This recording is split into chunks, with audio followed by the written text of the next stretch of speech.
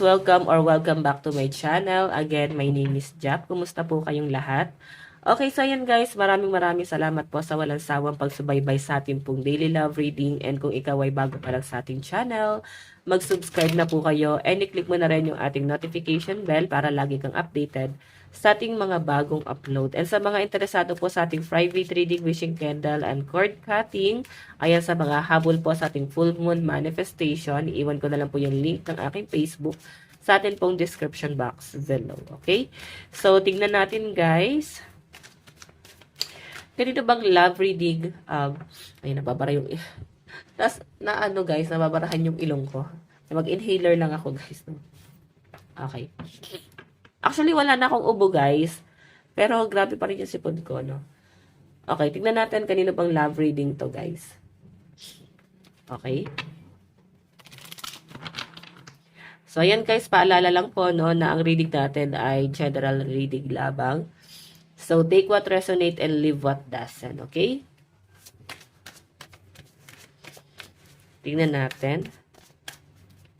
Energy. Meron tayong 8 of Wands.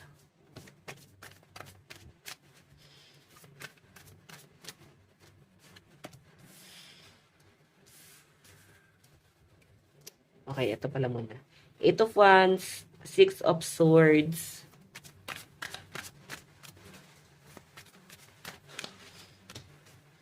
Ten of Wands, Page of Pentacles, and 9 of Wands. Ayusin ko nga to guys, para hindi kasya. Wait lang.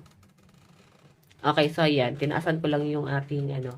So guys, yung overall energy mo is 6 of Wands. So overwhelming to para sa inyo guys, no?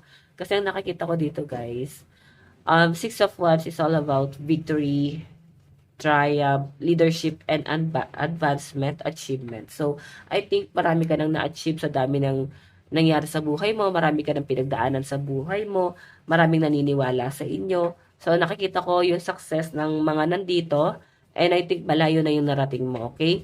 So, sa relationship, guys, ang nakikita ko, marami din nagkakagusto sa inyo, maraming na-attract sa inyo, since 6 of Wands yan is more on attraction din, guys, okay? So, maraming, ayan, expect mo maraming lalapit sa inyo, maraming matetempt sa inyo, kasi nga, meron kang pentacles, meron kang mapapatunayan sa buhay mo, and iti-take advantage ka.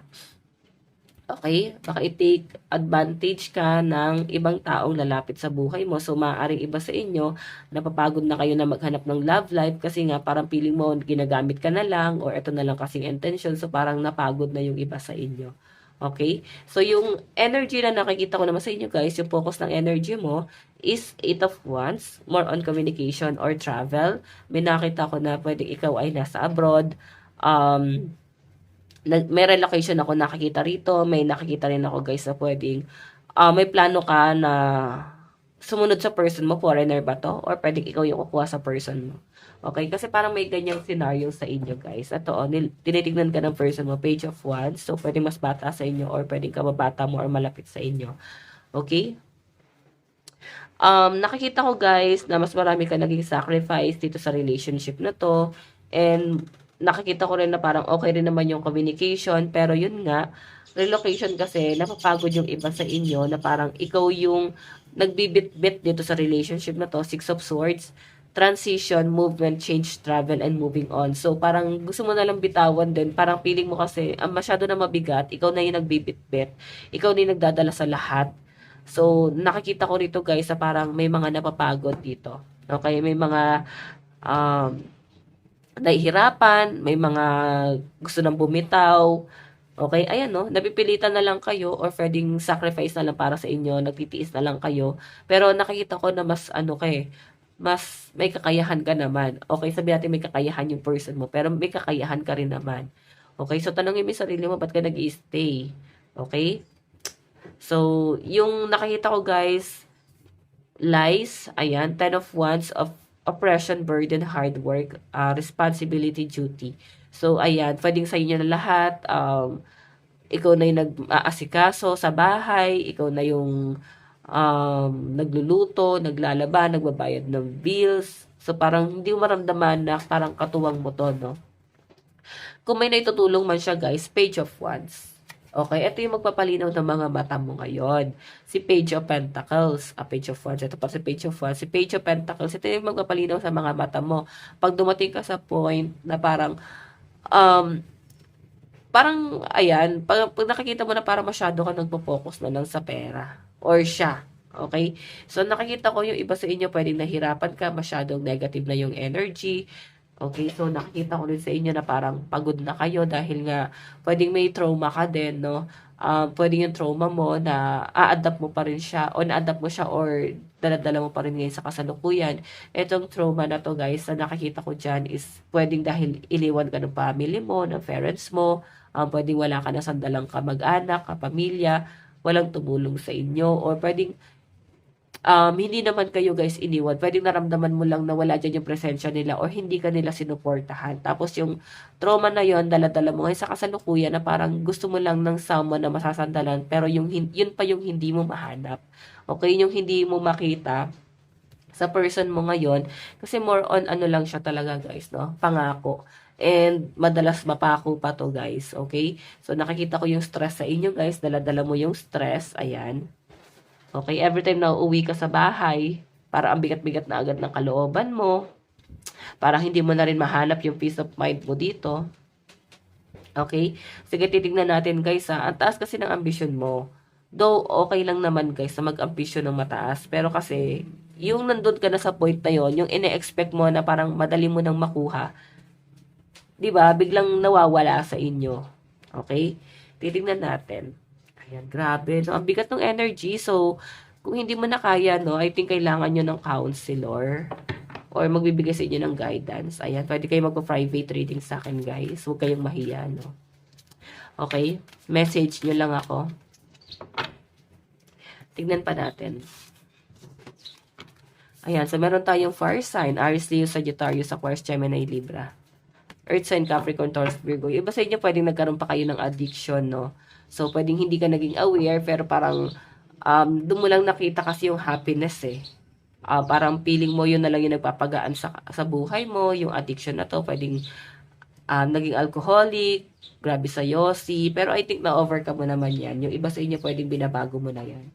Okay? So, tignan natin guys. Pwedeng umaalis ka na doon. Okay. So, siguro ito yung hindi maintindihan ng person mo, no? Yung mga pinagdaanan mo na yan. Napilit mong pinapaintindi sa kanya ngayon. So, ito naman guys, yung energy ng person mo. Tignan natin. Ano yung nararamdaman sa inyo?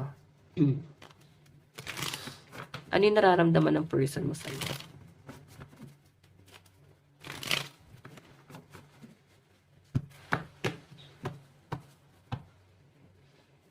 Okay. Masyadong mataas yun. Sorry naman guys, no? Okay. Nararamdaman mo kay person.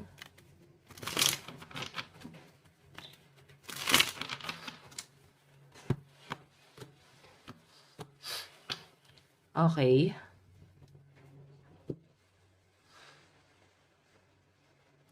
Tignan natin energy ni person. Ano yung nararamdaman sa inyo ngayon?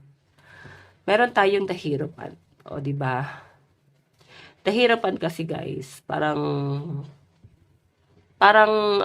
meron siyang ibang tinitignan, pwedeng may ibang nagpapasaya sa kanya. Okay? And hindi kanya masyadong parang pinapakiramdaman, parang hinahayaan kanya.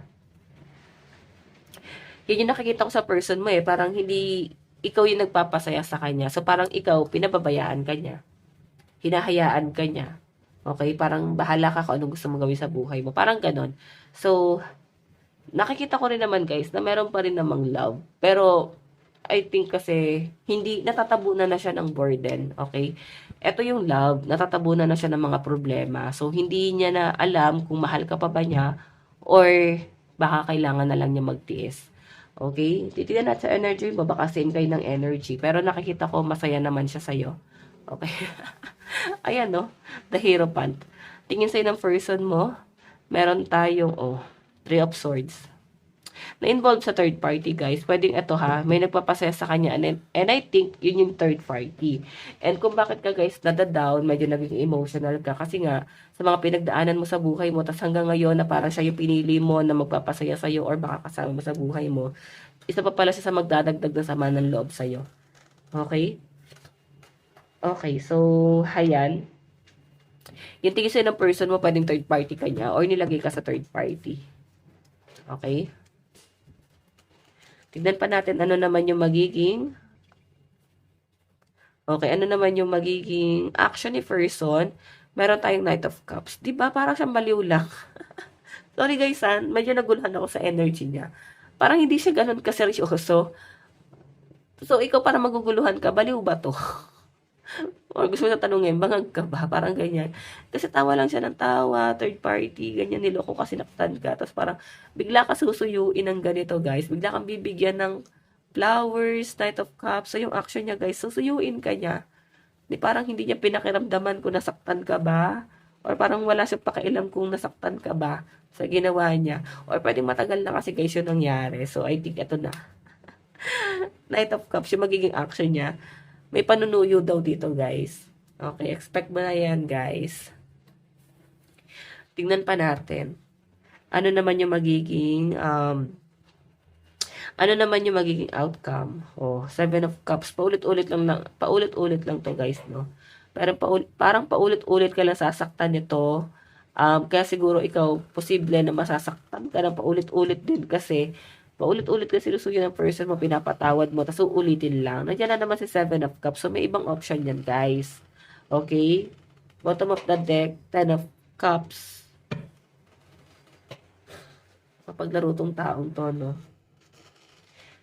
Okay, pwedeng nag-i-stay siya dito kasi family kayo. Okay, asawa mo siya.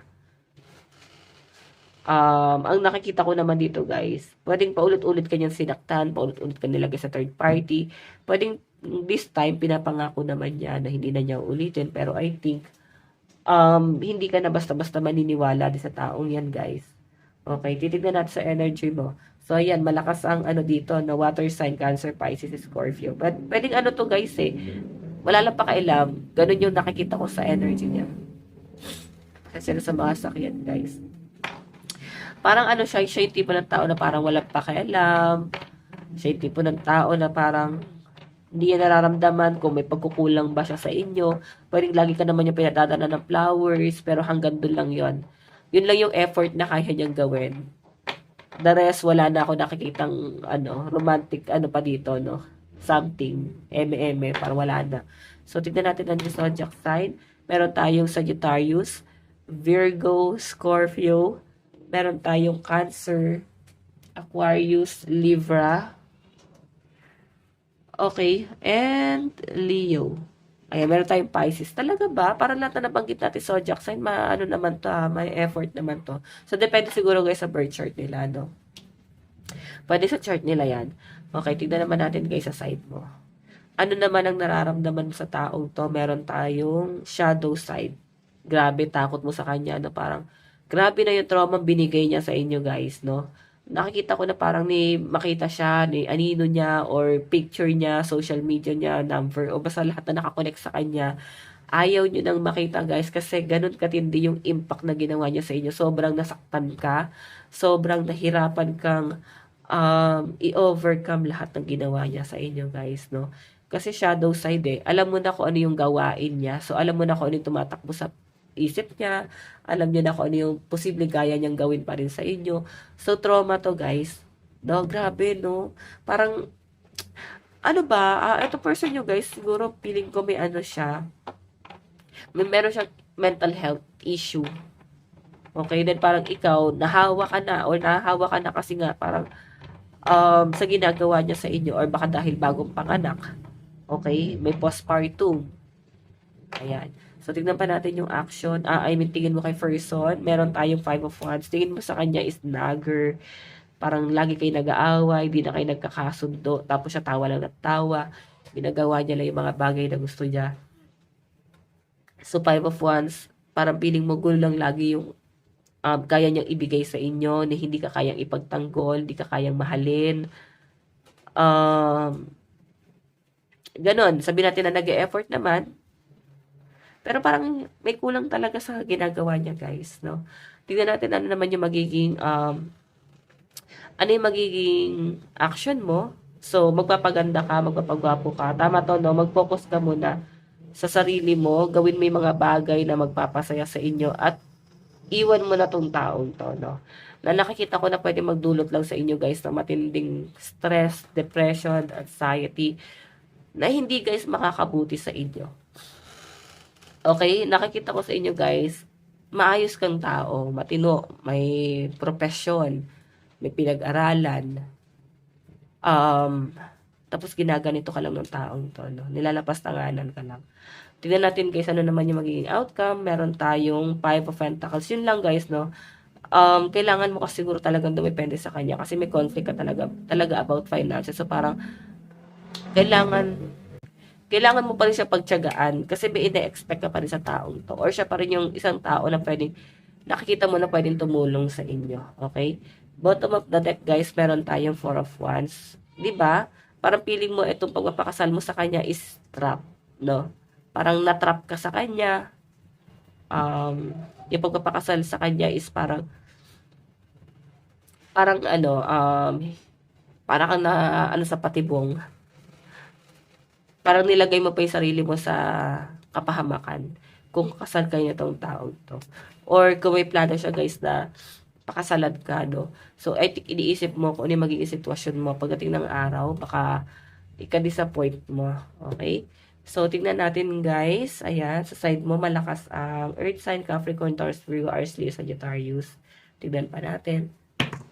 Okay, meron tayong Scorpio, Virgo, Sagittarius, Leo, Aries, and Taurus. Okay?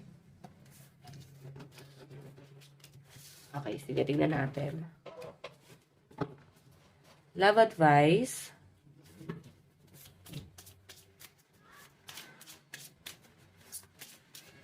Love advice. Meron tayong self-respect. Okay, di ba? So, kung hindi ka na kaya respetuhin ng person mo, at least irespetuhin mo yung sarili mo. Parang yan ang sinasabi dito, guys. Bakit ito yung tamang panahon para mahalin mo naman yung sarili mo. Okay, meron tayong the distorted feminine. Diba? So, I think yung iba sa inyo, nagtitiis na lang kasi parang dahil dala na rin ng pag-aalipusta sa inyo. Na parang hanggang dyan ka na lang, ganyan. So, parang minamaliit ka. So, parang inabsorb mo na lang na baka tama siya. So, ano ba yan, guys? Huwag ka magpaka-martyr ng ganito. Inner peace. Hanapin mo yung peace of mind mo, okay? Tignan natin, message sa'yo ng person mo. I wish I could take back my word. So, grabe, parang baliw talaga itong tao. Gusto niya, guys, na parang itama yung mga sinabi niya sa inyo sa past. Kung may mga masasakit man daw siyang sinabi, gusto niyang itama yun. Meron tayong I worry myself in work to forget you. Di ba, pabago-bago. Parang bipolar yung taong to. I wish I could share my good news with you. Pero alam niyo, guys, parang feeling ko, hindi ka rin kayang iwan itong taong to. Okay, grabe yung nakikita ko dito. Hindi ka rin kayang iwan. Kung nakaya naman niyang iwan ka, so I think may plano pa rin niyang balikan ka. Okay, so ayan, guys, ito lang po inyong daily love reading. Bukas po ulit. God bless and love you all. Bye-bye!